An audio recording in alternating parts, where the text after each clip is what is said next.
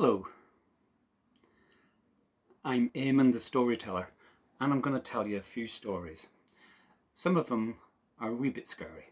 Well, there's a ghost in one and a monster in the other, and who knows what else may come up. But I'm going to start first of all with a story about an old farmer called Seamus and a leprechaun. There once was a farmer whose name was Seamus. Now, he was possibly one of the worst farmers ever. He never really took an interest in the farm, and the farm didn't prosper too much. He was taken up with something else rather than farming, and that something else was finding a leprechaun. He would walk all over the countryside.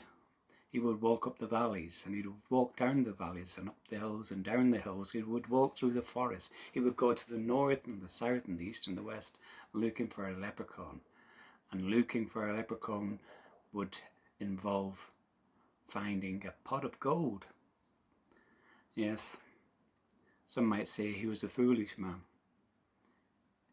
Over the years he never caught or found or saw or even heard a leprechaun. The farm didn't prosper, the crops didn't do well, and the poor old animals weren't tended as they should have been.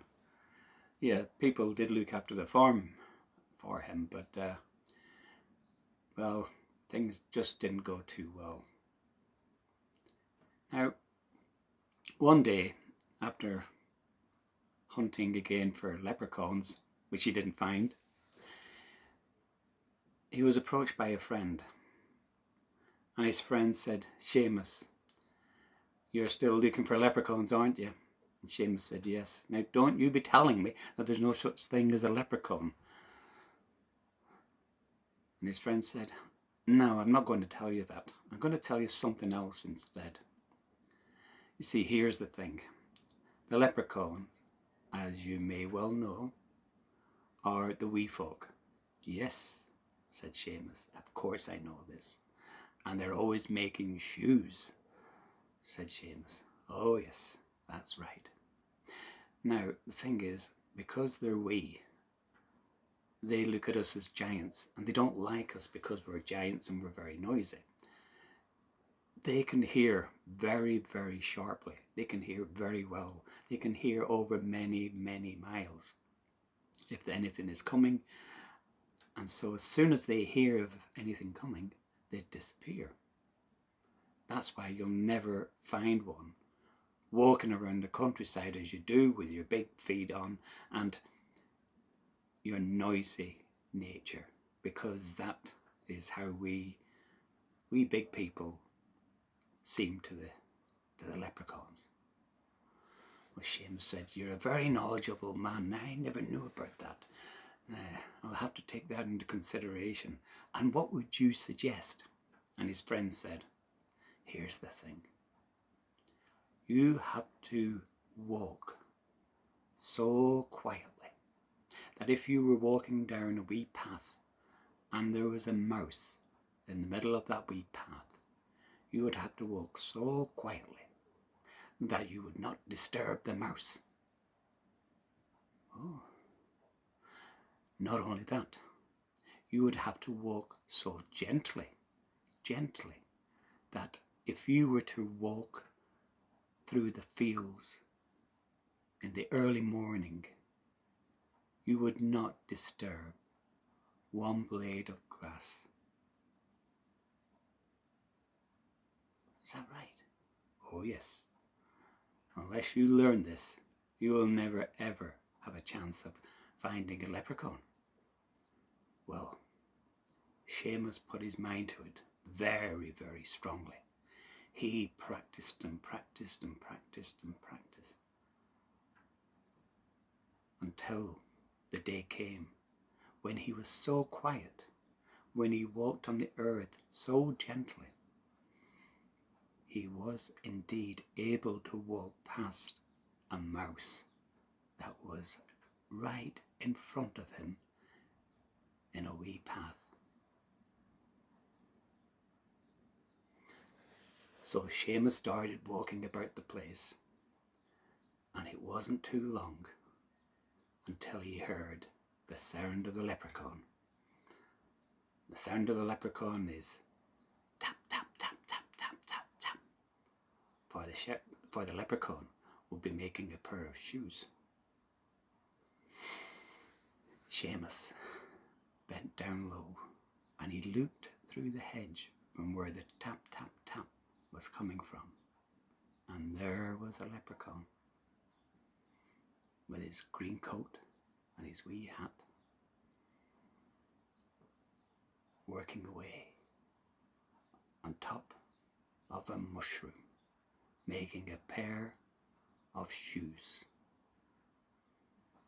And Seamus stretched through the hedge, stretched through the hedge, quietly, quietly, quietly. Gotcha! Ha! Gotcha, said Seamus, and he held the wee leprechaun in his hand. He was so pleased with himself. He held the leprechaun in his hand, and the leprechaun looked at him and shouted up in his wee voice, "You big, ignorant gonshi, you cheeky so-and-so, what right do you think you have to disturb someone working hard, making a pair of shoes, one of the good folk? How dare you grab me, you ignorant so-and-so?" And I know what you're gonna say. You're gonna say, "Where's your pot of gold? You big, ignorant monsters. You're cheeky, you're rude. I don't like you." And Seamus shook him, and he said, shut up, shut up. I've got my eye on you. I'm not going to let you go. Where is your pot of gold?" And the leprechaun said, "Well, you've got me."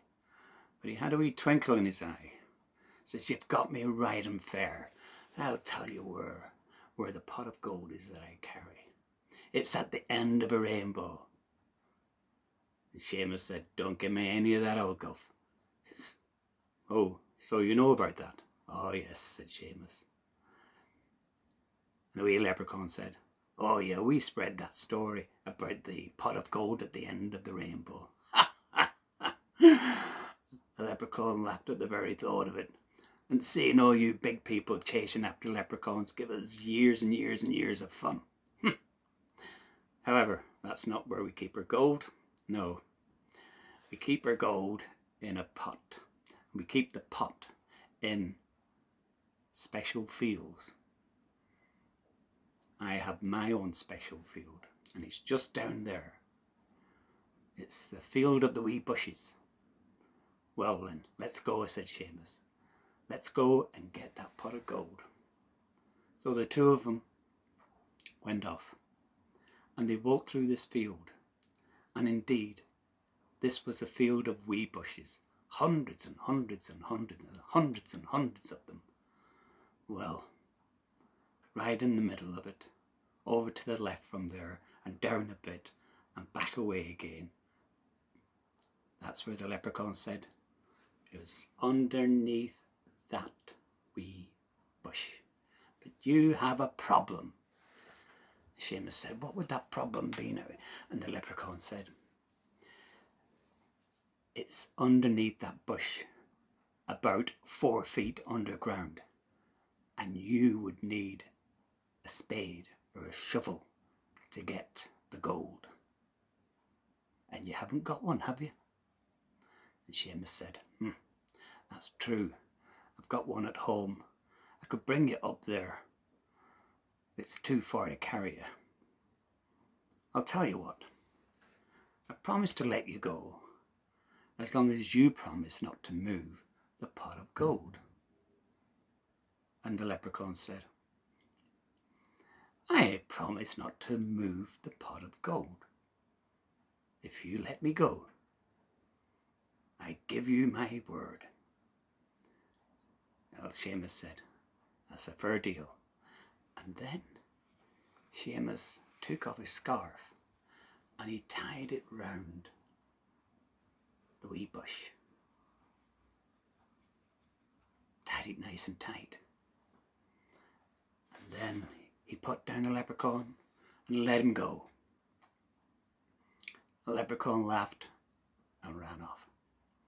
Seamus went home as quickly as he could. It only took him 10 minutes to get up to the house, get his shovel and come back down again. And he came into the field of the wee bushes. And when he got there, his eyes popped wide open in surprise. For every single one of those bushes had a scarf around it. There were hundreds and hundreds and hundreds and hundreds. Seamus knew he would never be able to find that pot of gold. He couldn't dig up that whole big field. Well, he had an idea. What did he do? He gathered every single one of those scarves. They were all beautiful. There were hundreds of them, hundreds. They were just so well made. They were almost magical. And he brought them back home. He gave them all a good wash and he ironed them. It was the first time ever in his life he'd done some hard work. And then when he'd ironed them, he put them into bags very carefully. And he brought them up to the old Lammas Fair up in Ballycastle. He set out a stall and he started to sell those beautiful scarves. And he made a pretty penny. They flew like hotcakes off his stall. They were so beautiful. It was the talk of the fair. And when they were all sold out, he went up the road and called into the pub for a wee pint. And he got talking to this young woman. Oh, she was the great crack. She was so lovely and funny, and the two of them got on like a house on fire. Within a matter of a year, they were married, and married happily. And then the children came along. And Seamus worked hard at the farm, for he knew he was beaten well and truly by the leprechaun. But he did go out, and occasionally he would look and find some of the good folk, the wee folk, the leprechauns. And when he did, he never asked them for gold. Oh no. He would sit down and he would greet them. How are you? How's the family? And would you like a wee drink or something? Or maybe a wee bit of tobacco for your pipe? And the leprechauns became his friends and they helped him around the farm. Seamus prospered. He had a family and he had lots of friends, new friends as well as old friends. Life was good. And sure, isn't that better than having a pot of gold? So, that's the end of the first story. Now, the next story involves a ghost.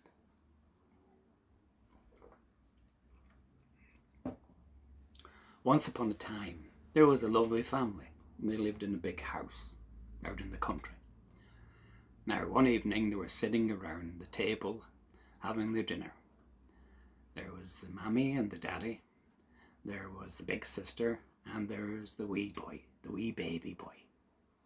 And the wee baby boy was looking at everybody and smiling. He was very happy, and then he said, "I want my apple juice." He loved his apple juice. And the mammy went, "Oh, I meant to get some apple juice today, and I didn't get any. Oh dear, what am I going to do? Oh, I know what. There might be a wee bottle in the cellar."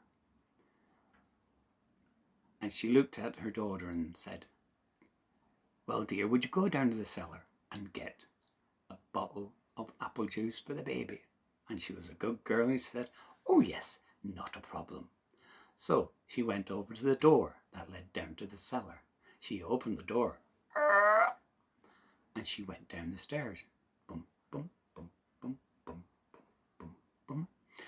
When she got to the bottom of the stairs, she walked across the floor and went over to the wee cupboard where the apple juice was. She opened the door of the cupboard there was the apple juice. But then a voice said, I am the ghost with one black eye. Well, the little girl, absolutely terrified, ran out of that place. She ran up the stairs, bum, bum, bum, bum, bum, bum, opened the door, looked at her mummy, looked at her daddy, looked at the baby and said, oh, I couldn't find it and I can't stay. I have to do my homework. Very important to do your homework. And off she went. Well, the mummy looked at the daddy and the daddy looked at the mummy and they both looked at the baby and the baby, well, the baby's wee lip was going, and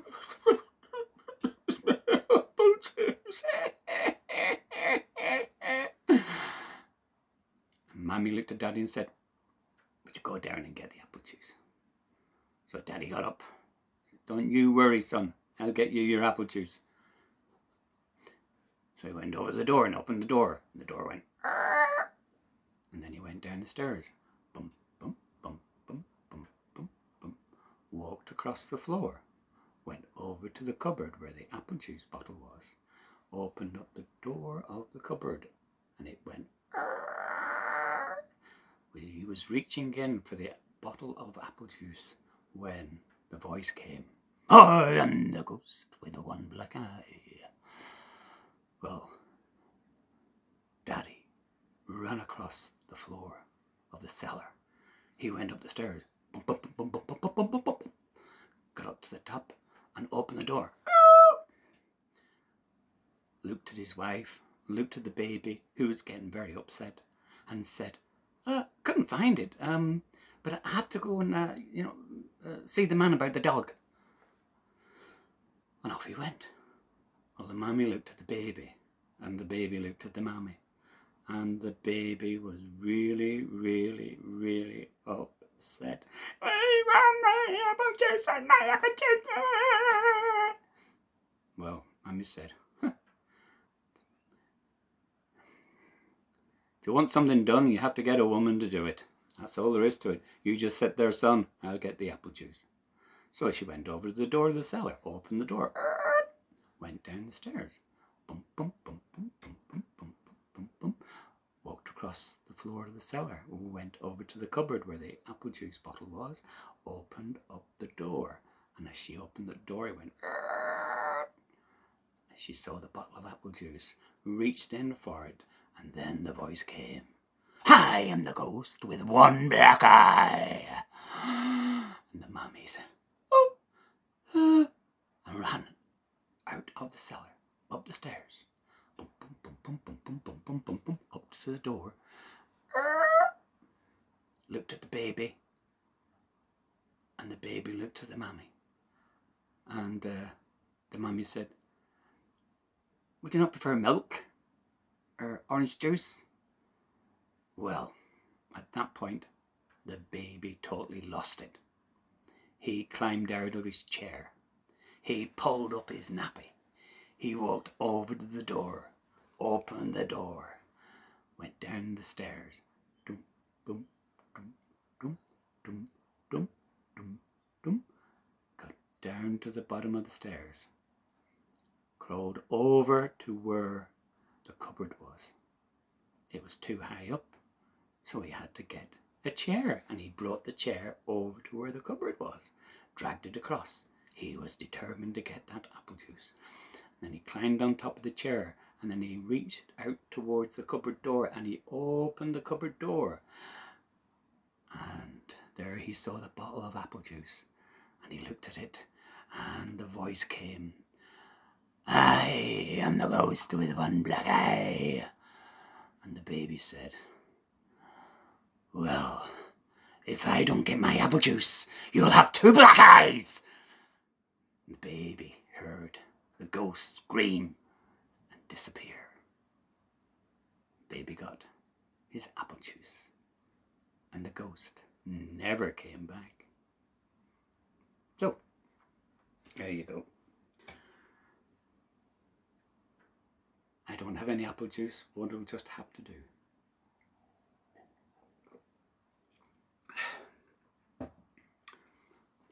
There once was a child, a little girl, who lived in the most awful place. Now this was long, long ago in a faraway land.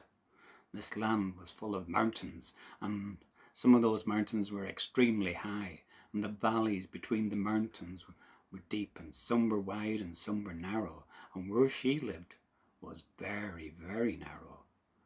And this was terrible. You see, because the valley was so narrow,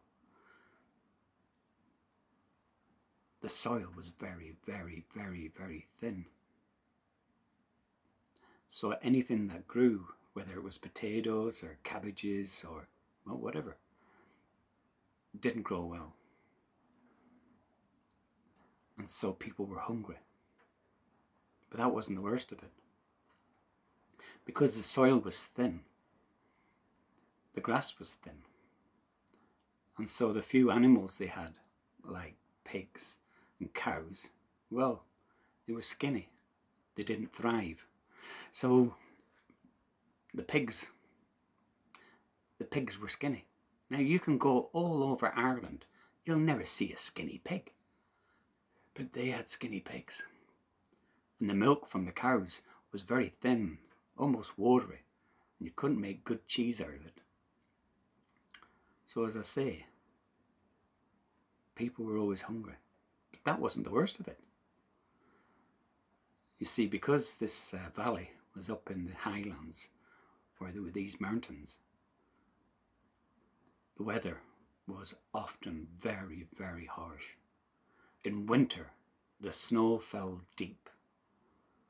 And because the valley had very little space to grow anything, and what did grew badly, well, it was very hard. It was very hard to get anything to build houses or to light a fire. So people were cold, and the houses weren't great, and they were even colder because of that, and the fact that they couldn't have fires all the time. But that wasn't the worst of it. You see,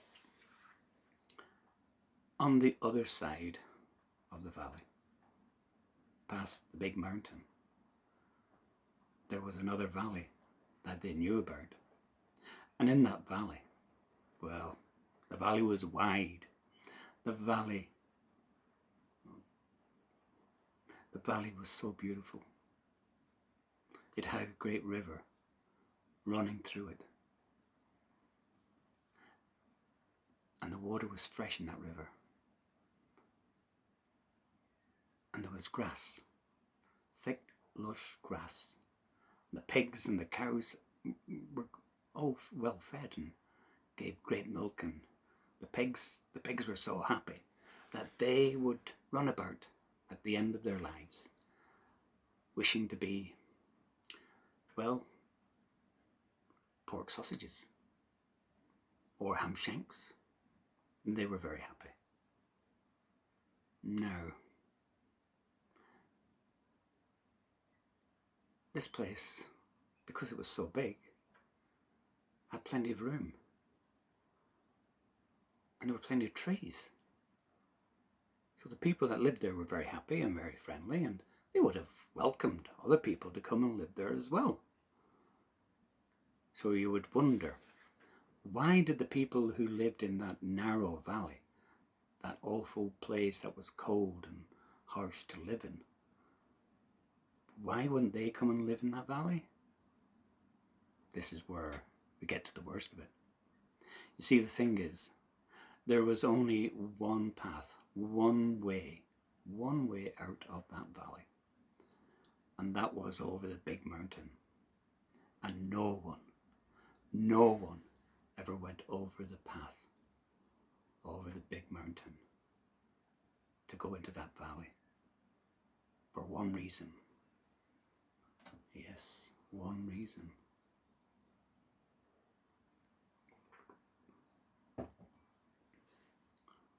You see, at the top of that mountain, there lived a monster. And if anyone went up that mountain path, to go over the big mountain. The monster would come down, roaring, howling and screaming. Roaring, thunder, lightning flashed. No one, not even the bravest one, would go up that path. And so everyone lived a life of fear. They were cold and they were hungry.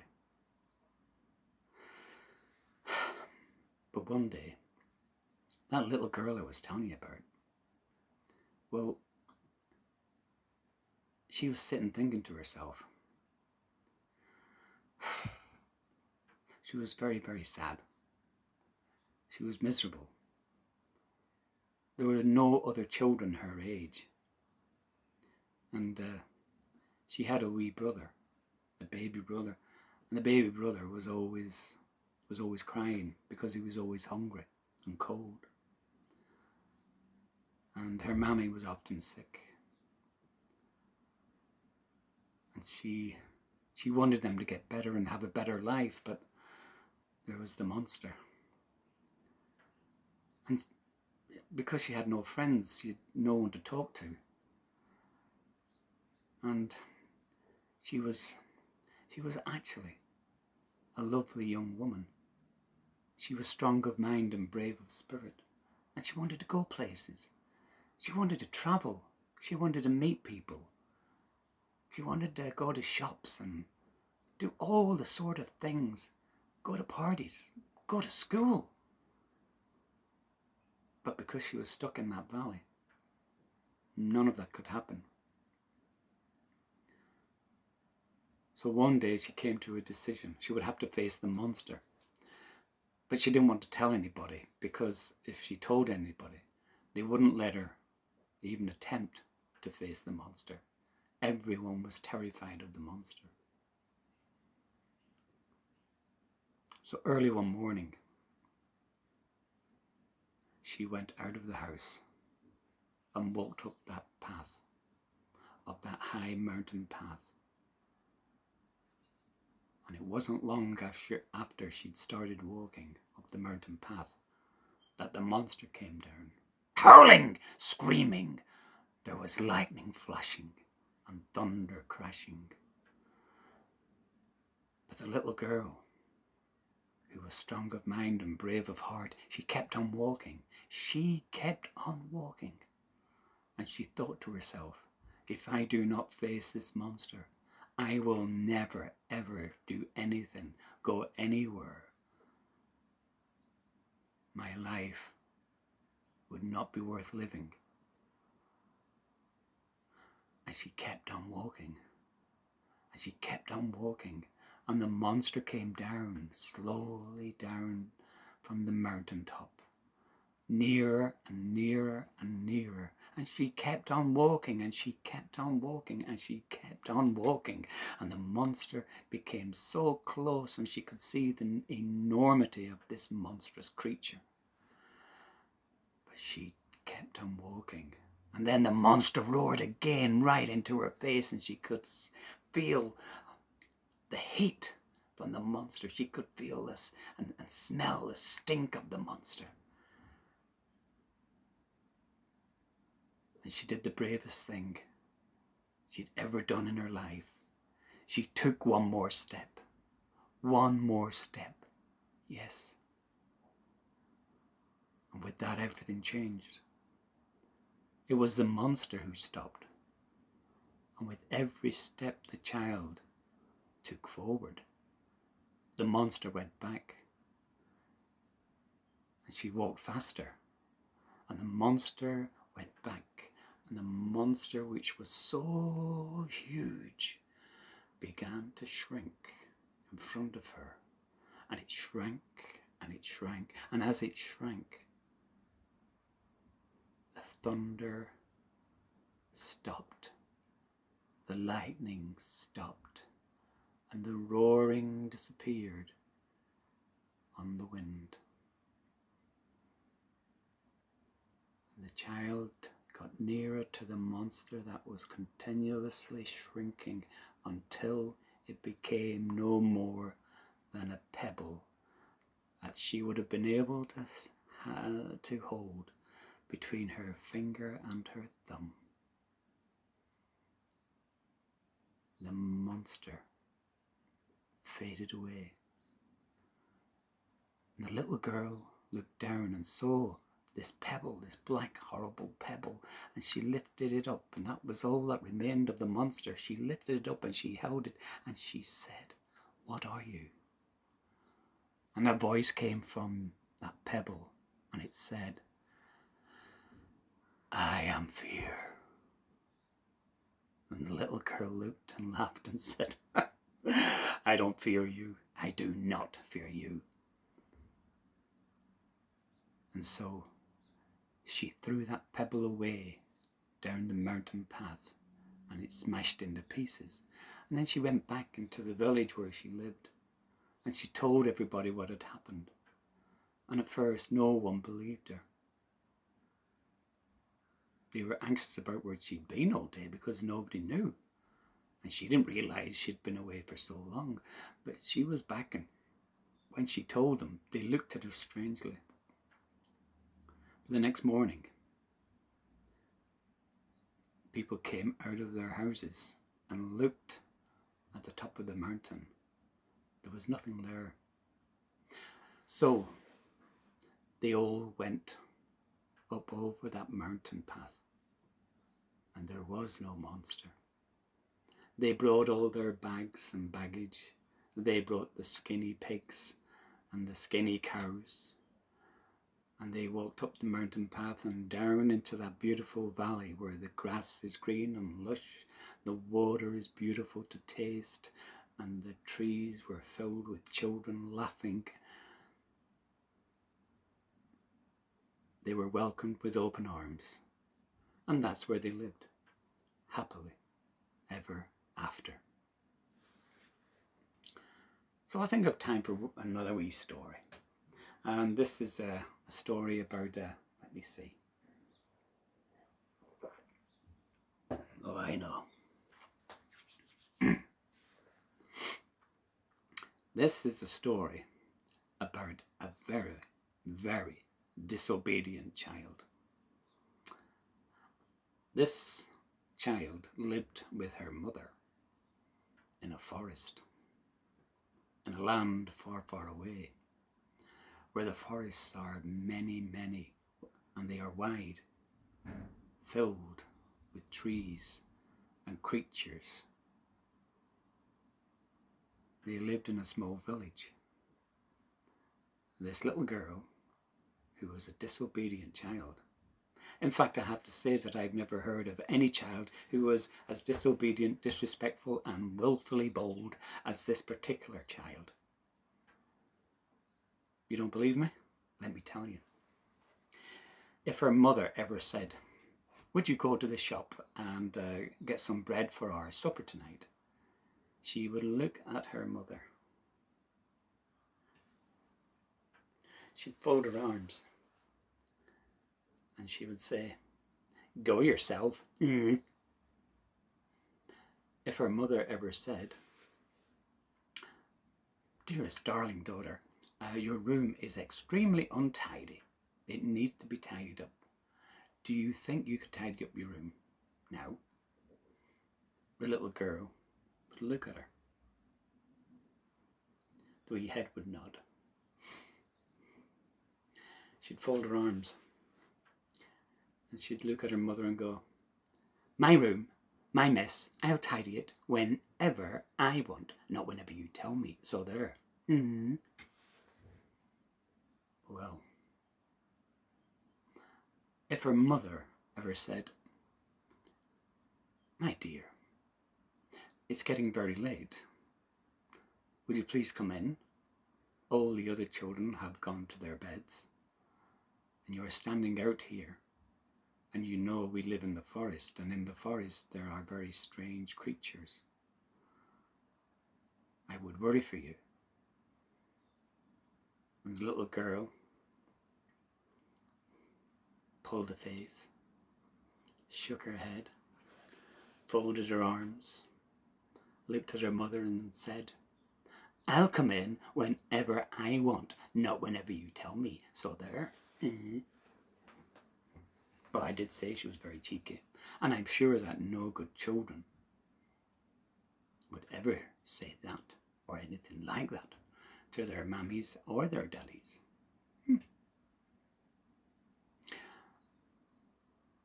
The strange thing was that her mother never really told her off.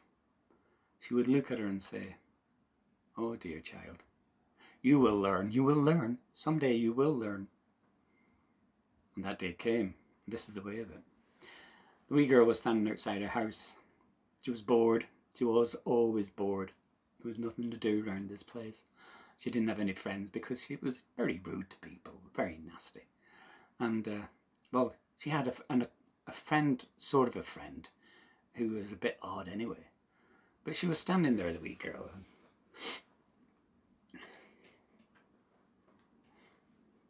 And then her friend came up. Her friend came running up, and she was shaking with excitement. "You'll never believe this." "I'll never believe what?" "You'll never believe what I'm going to..." "How can I believe you if you don't tell me what?" "No, seriously, I just heard something. I'm going to tell you." "Well, go on, hurry up." "Do you know your house?" Well, the disobedient child gave her a stare. "Of course I know my house. I live here, don't I?" My friend, yeah, okay. "You know that path down beside your house?" "Yes." Says, "Do you know there's a bend in the road about a mile down there?" Yeah. "Well, you know, just at that bend there's an old ruined cottage." "Oh yeah, the old ruined cottage, yeah. It's not ruined anymore. Somebody's living in it. It's got a roof on, and it's got windows in, and a door and everything, the heat, you know, and the smoke coming from the chimney. Yeah, there's somebody living there." "Oh," said the disobedient child. That's interesting." "Yeah, but here's the thing," said her friend. "It's a witch. It's a wicked witch." "Get away. I told you you wouldn't believe me." "A wicked witch." Oh, the disobedient child went, "Here, we have to go and visit this witch, eh? She'll maybe teach us something really horrible to do to all those nice kids who do what their mummies and daddies tell them. Oh, that would be good fun. Maybe she teaches something horrible to say or do to them. You fancy going?" And her friend looked at her and went, "Well, no, sorry, no. Places to go, people to see, things to do, bye." Off she went. Oh, the disobedient child went into the house, and her mother was there, and the mother looked at her and said, "Dear child, I'm warning you. Do not go anywhere near that witch. That witch is a monstrous creature. Hates children. Hates everybody and everything. Horrible, horrible creature. She's evil." The wee girl looked at her mammy and went, folded her arms. Whatever. That evening, the disobedient child went to her room and pretended to be asleep. She waited for her mammy to come up, and whenever her mammy came up and she heard her mammy sleeping, the disobedient child went down the stairs, opened the door quietly, and out onto the path. She walked through the dark night, and the trees waved in the wind, and the leaves, they seemed to whisper, "Go back, go back, go back, go back." And in the distance, a wolf howled, "Howl!" And above her, the moon bounced along over the clouds. But none of that had any meaning or took her attention. She carried on walking until she came to the bend in the road where the house was, and indeed there was the house there, and indeed there was somebody there, for there was smoke coming from the chimney, and there was lights coming through the window, very strange lights, dark green lights. So she walked up to the house and she looked in through the window, and what she saw was an old crone with a hood and a long nose. And over in the corner there were brooms, but none of that really bothered her. It was the big boiling pot over a fire that was bubbling, and out of it came horrible shapes, green things that seemed to be alive. Well, the witch turned round, saw the child, cast a spell upon the child and said, "Child, come into the house now. Do as you are told." And the child, for the first time in her life, had to do exactly as she was told. And the witch looked her up and down and said, "Little girl, I hate little girls and little boys. They're only good for two things: making pies out of them, or making them into wood to burn on the fire. I'll turn you into a block of wood, for I have already had a pie today." And the witch reached into her cloak and pulled out her wand and began to wave the wand about to turn the child into a block of wood. Bang! The door had flung open, and there, standing in the doorway, was this shining, bright, beautiful creature. And the creature who was standing in the doorway was strong, and shouted out in a strong voice, "Get away from that child. You will never harm another child, ever. You have met your doom this very moment." And just like that, the wicked witch was turned into a block of wood. The child who'd been under the spell rubbed her eyes and looked over to the door, and who was standing there? Why, no one else but her own dear mother. And her mother looked at her and said, "Child, I told you you would learn your lesson. It's a hard lesson. I hope you have learned." And the child looked at her mother and said, "Yes, Mommy, I'll always be good now. I'll never be disobedient, disrespectful, willful, or cheeky again in my life." And neither was she. So remember, children, always be respectful, caring, and loving to your family, especially your mammy, or you never know what might happen. So, bye for now. Sleep well. Bye.